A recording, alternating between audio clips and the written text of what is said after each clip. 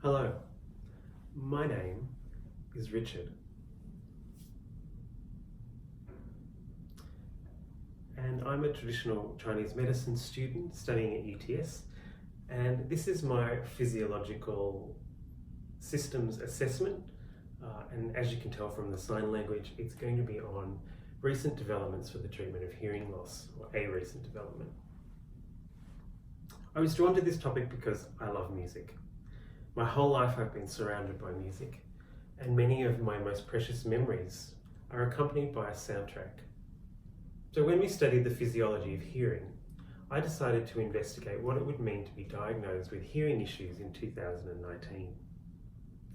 I will briefly outline the physiology of the ear, hearing loss, and finally, an overview of a recent human clinical trial for the restoration of a previously incurable condition. So the ear is made up of three sections: the outer, middle, and inner ear. These sections work together to deliver sound to the brain by working together kind of like pass the parcel. The outer ear receives sound and delivers sound waves to the tympanic membrane. The middle ear delivers sound to the inner ear via the oval window, and it's here that sound is transferred to an electrical signal and delivered to the brain. When sound enters the oval window, it produces pressure waves. These pressure waves affect the perilymph of the scala vestibuli and the endolymph of the cochlear duct, which then vibrate the basilar membrane of the inner ear. Attached to the basilar membrane via supporting cells are receptor cells known as hair cells. These are grouped into single rows of inner hair cells and 3 rows of outer hair cells, and the 3,500 odd ear hair cells are responsible for the detection of sound.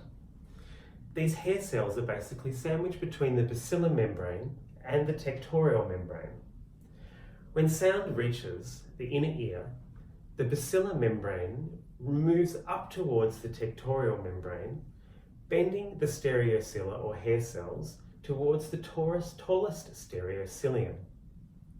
The bending stereocilia open potassium ion channels, which are stretch gated, that then depolarize the hair cell. The depolarized hair cell then releases neurotransmitters, triggering an action potential in the axon of the cochlear nerve. Once this occurs, the messages enter the auditory pathway, eventually ending up at the auditory cortex in the superior portion of the temporal lobe.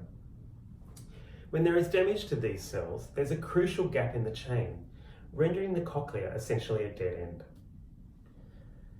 So there are two kinds of hearing loss: conduction and sensory neural.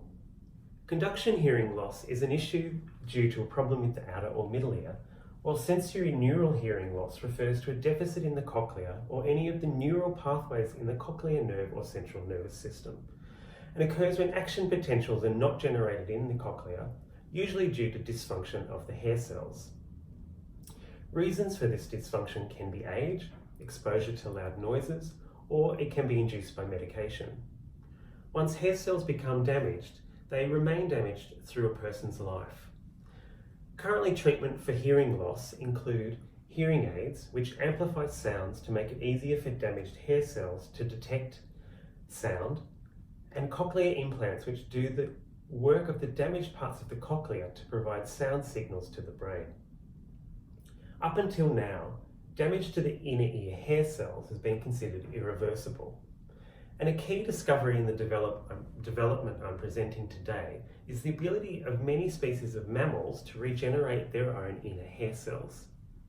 For example, trauma to the inner ear hair cells in birds can lead to hair cell loss, followed by regeneration of new hair cells, which leads to something they call functional recovery.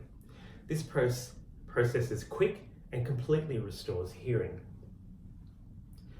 So the discovery of this regeneration of hair cells in animals has led scientists to investigate whether hair cell regeneration can be replicated in the cells of the human ear. For the last few years, there's been a huge amount of interest in the successful animal-based experiments, and in 2018, funding was finally secured for the development of human clinical trials, which has subsequently begun across the world. Subjects aged 18 to 80 who have lived with symptoms of hearing loss for more than 20 years were administered a drug which is a gamma secretase inhibitor that may help supporting cells in the inner ear to develop into new hair cells. The same ear was treated during the study, and this was the ear identified as most affected by hearing loss. On the 5th of February 2019, B3C Newswire reported that the phase 1 of the human clinical trials had delivered positive results in patients with sensorineural hearing loss. The phase 1 data, they said, supported the enhancement of a multi-centre efficacy study in 40 adult patients with moderate to mild onset sensorineural hearing loss located across Europe. Recruitment for the phase 2 started in January 2019. With final detailed results not being published until 2020, these initial results are very promising, and I know I'm looking forward to following this study closely in the future. I hope you found this presentation interesting and encouraging. Thank you very much for your attention. Thank you.